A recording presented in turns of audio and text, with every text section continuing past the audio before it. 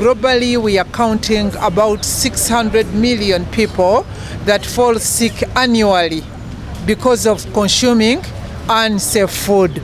And coming back to Uganda, we are talking about 1.3 million people that fall sick and go to hospitals every year upon consuming consuming contaminated and unsafe food. Food gets contaminated or gets unsafe right from production to the time you push it in your mouth. The food may have been clean all the way through, but because you've consumed it with unclean hands, then the food gets contaminated. So we are here to say that every 2 people that walked into a health facility today in Uganda, they went to the health facility because they consumed food that is very contaminated. So in Uganda, it is quite very unfortunate that while we are having millions of people sleeping hungry without a single food to push down their stomach, equally we are living with millions of people on a daily basis that are consuming unsafe food. When you look at the state of play, it reflects, it indicates that actually we are having more unsafe food in our food system than the safe food. So it is likely that the food you had for dinner and the food that you're going to have for lunch or even that you're going to have tomorrow, chances are over 75% that it is unsafe.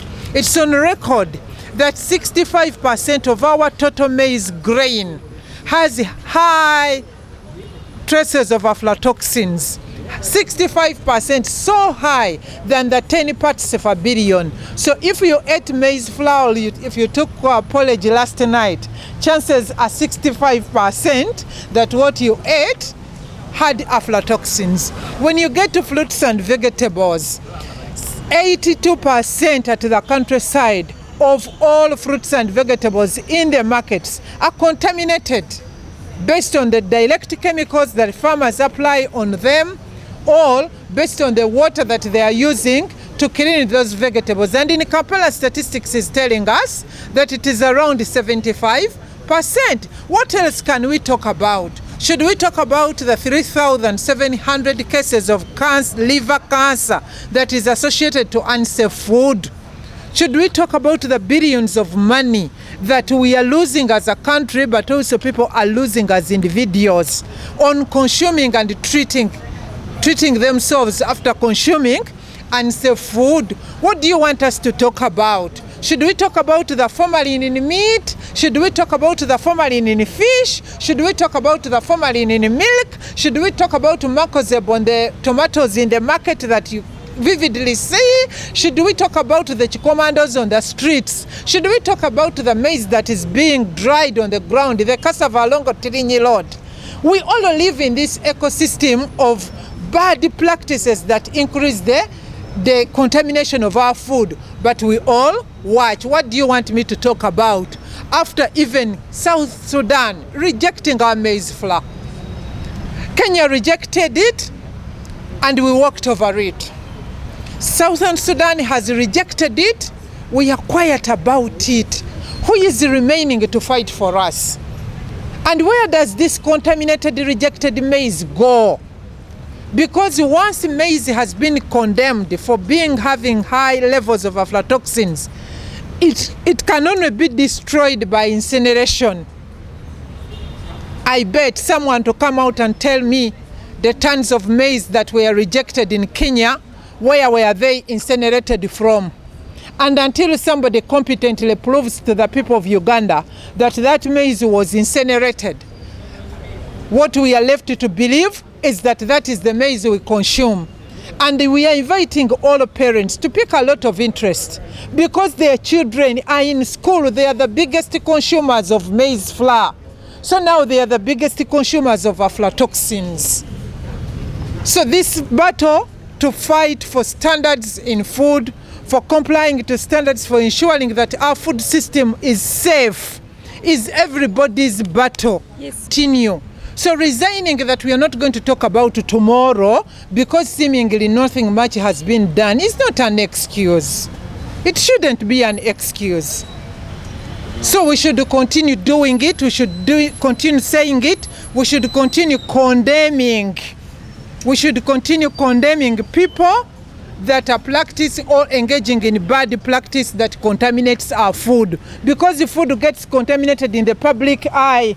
People who adulterate food that do not do it under the bed.